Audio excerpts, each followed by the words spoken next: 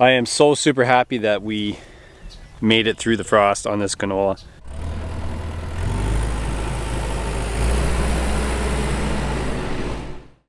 Good morning, Saturday morning on a holiday weekend here in Canada, Victoria Day weekend.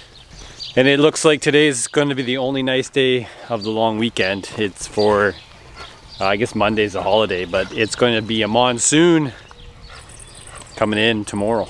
So this morning I am going to go check on the canola real quick and check our latest, I shouldn't say our latest, our earliest planted wheat field because it's the one that's farthest along.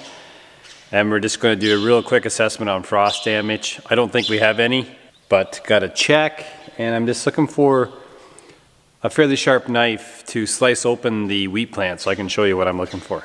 So this is kind of my Saturday thing as we get crops planted and the weather kind of gets nicer. I usually on a Saturday morning have a coffee. Well, I have a coffee every morning actually, two. But then I kind of hop in the truck and go for a quick little tour.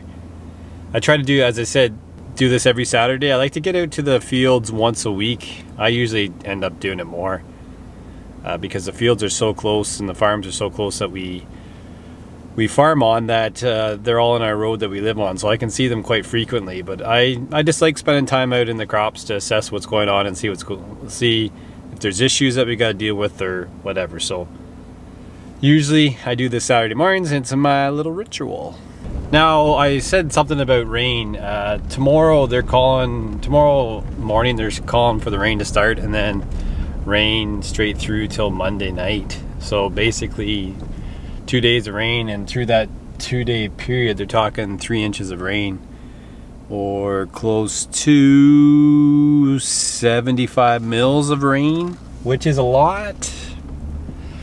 The saving grace is that it's been dry and our fields are able to handle probably that first inch of rain no problem. It's the other two that are going to be a bit of a problem, and we're going to get into probably some flooding in some areas of the different farms that we have, and it's probably going to impact our corn emergence. So not ideal. Down in the canola field, and it's kind of wet in the canopy, so I'm not going to get in too far, but as you can see we're starting to get a nice yellow haze out here, and what that is the flowers. So you can see just some of them over in this direction, and I think in the upcoming week I'll come out here and spend a little bit more time and go through it with you, and maybe, as I said, get the drone up and do some real nice aerial shots of flowering canola. What this is telling me is that it survived the frost. If it got dinged by the frost, we wouldn't be seeing some of those yellow flowers. They probably would have been killed or aborted. So the fact that we're seeing a nice little haze of yellow starting here is fantastic. And I have to give this little winter canola crop full marks because it has been to hell and back over the last week with all the cold temperatures. And like the wheat, my video on purple wheat, same thing here is kind of happening to the canola. That's kind of that frost damage. There's a purple kind of, that's the purple that we're seeing because of the cold weather. So there's a bit of it on the plants here. You can see it. But those are the flowers you can see right there. So based on that, I think we're good. Just walk out here. Try not to get my pants wet. It's soaking from the rain yesterday, so I'm going to try to get down one of these sprayer tracks. Try to stay dry. Just get in here a little farther. I do have to spray this with the fungicide. And that's kind of, yesterday I took the sprayer in to get the wide tires taken off and the skinny tires put back on so we don't wreck much crop. We're getting into the post-spraying now of our crops, so we need the skinny tires on to minimize damage. So they're doing that at Delta and Seaforth because it's safer. I don't have the equipment to do it right, so I just get them to do it. But I am so super happy that we made it through the frost on this canola. But you can see we're I'll show you where all the buds are. So when you look at a canola plant, you can see the top cluster of buds here, but then we actually have buds kind of at each spot where there's a leaf.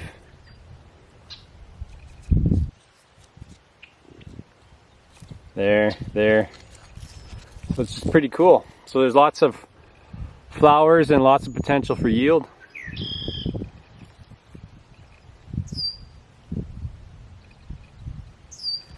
I did have a viewer on YouTube actually comment about you can cook those flower buds up and eat them and they taste really good. So when Jess and I came out here last week just to do a real quick check on it after one of the frosts, we actually both grabbed a bud and ate it, and it tasted like broccoli.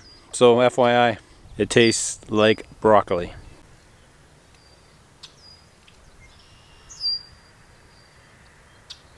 So some people have asked me why winter canola. It's not a crop that many grow in the area. In my little area that I live in here, I bet the closest field is probably 15 kilometers away. 10 miles or more, maybe. And it's very sporadic. I don't know for Ontario how many acres are even grown in the whole province. It's pretty low. So to answer the question why, it's really because I like a new challenge.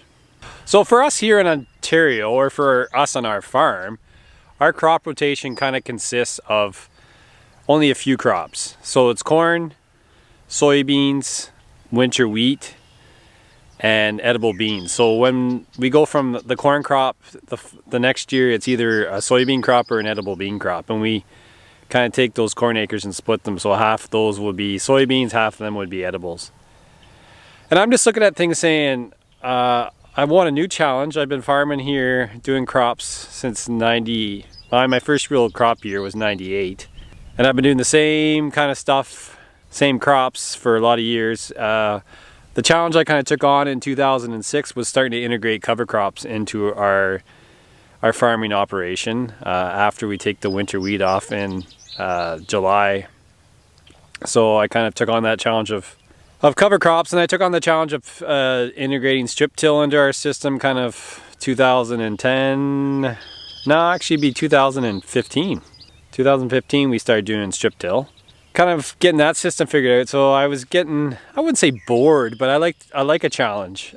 So I thought, I've been looking a lot about different things we can grow, and I just said, hey, heck, let's try some canola. I've always watched it grow in Western Canada when I travel out there in Saskatchewan, and just admire the canola fields. So I thought, let's give this a shot. So that's how we got to winter canola. And it's been fun. It's been nerve-wracking, especially with the frost and cold weather, but it's been fun. Hopefully I keep saying that as the crop grows. But quick update, that's what it looks like. We'll take some better footage when there's lots of cool flowers to look at, but it survived. Good times.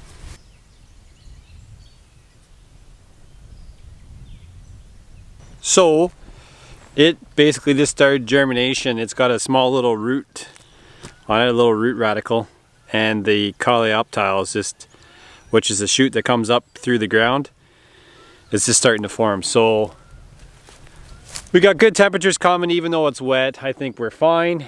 So it's gonna probably be out in, my guess would be about a week from now, if the temperatures hold, which is good. It's nice to, it'll be nice to see some crops that we planted finally coming through the soil and growing in the field. Okay, in the wheat field here, and I'll show you a couple things. If you can see, there's kind of a brown haze kind of along that area there. That's overlap from the sprayer when I was doing 28, and I'll show you the damage it causes. Now, a few people asked me if I was so worried about the damage 28 was going to cause from leaf burn, why wouldn't I use my new to me Cavernaland 3-point fertilizer spreader. One is we don't have the tram lines that would be set up for the wheel spacing on the tractor, so we would damage a lot more wheat because our spacing on the sprayer is 120 inches, which would be like 4 corn rows, 10 feet. So we have that pass already in the field, and it's easy, even though the spreader is 90 feet as well, the same width as the sprayer. It just wasn't going to work out logistically. Also, I had pre-bought a whole bunch of 28% in the mind, or in the idea of doing a second app with the 28. So I already had the product, so I had to use it. So that's kind of the reason why I didn't use my Cavernolan and I used the sprayer instead. So this is the issue you run into. You can see the leaf burn here from the 28. So the 28 got on the plant here. It stayed on long enough that it caused the tissue to die. But you can see here, which is a new leaf on this plant, it's fine. So all we did was kind of damage some of the older leaves, and as it's growing, it will grow out of it. It's just what we would call cosmetic injury, and it's just kind of the way it goes. But as I said, this is our earliest planted wheat field and the one that's farthest along, and I'll pull a couple plants and I'll show you what the wheat head looks like. My battery died, so I am back in the office here, and these are 3 wheat plants I pulled from that field. And here's where you would see a main stem on a wheat plant and where the tillers are. So there's 1 main stem, 2 tillers. This one actually has 1 main stem and 3 good tillers and 2 kind of little crappy ones here. And this one over here actually just has the 1 main stem and 2 tillers. So looks pretty good, but you can see how much the stem is elongated here since we were last out there. And I'm going to just tear these apart a little bit and we'll get looking at them a little bit better. So what I have left here are just the main stems, and when you look at it, here's some of the damage, as I said, from the 28, but you're kind of trying to feel the stem, and it's actually hollow right here, and as you kind of squeeze it you can feel it. So right here is actually where the wheat head is, because I can feel a bump. So I'm going to pull this leaf back, and you actually can see right here what they would call the node. So it's a little bump right here, so that's where the head of the wheat plant is. And it looks healthy tissue in there, so that's pretty good. We'll cut it open and see if we can find the wheat head.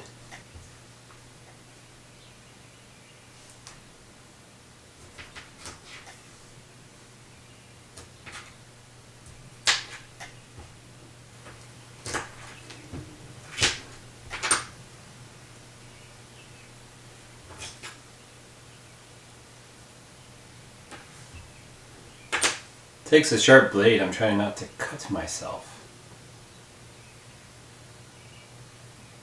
But there you go. Really, really hard to see is that the wheat head is right in here. I don't have the best camera for doing that. I think my phone is actually better, so I might do some video on my phone. But we're just looking at in this area here to see what the tissue looks like and make sure it's healthy. So yeah, there's a little wheat head right there. It's kind of hard to see, but tissue looks good and green, light green in there, so the frost never got in there. So, and this being one of the bigger wheat plants out there, I'm quite confident we made it through no problem. Yeah, so it looks good. Wheat is in good shape. This is the wheat head off the other one, really small. So quite protected within that plant. So as I said, we're not seeing any leaf tissue damage kind of around where the head is. So it looks like the wheat is fine. And still a relatively small size that we can comfortably spray it for some weeds that we have in there, perennial weeds. And what we're trying to do with that is, by kind of keeping up on our weed control in every crop, what it does is it lets us stay on top of the weeds coming in, especially perennials, which we call that are plants that grow all the time, versus annuals, which annuals grow once a year, produce seed, and then die. So what we're trying to do is just keep on top of that weed pressure, and what that does is lets us use less chemicals in falling crops because we're not chasing it. So that's the plan anyways.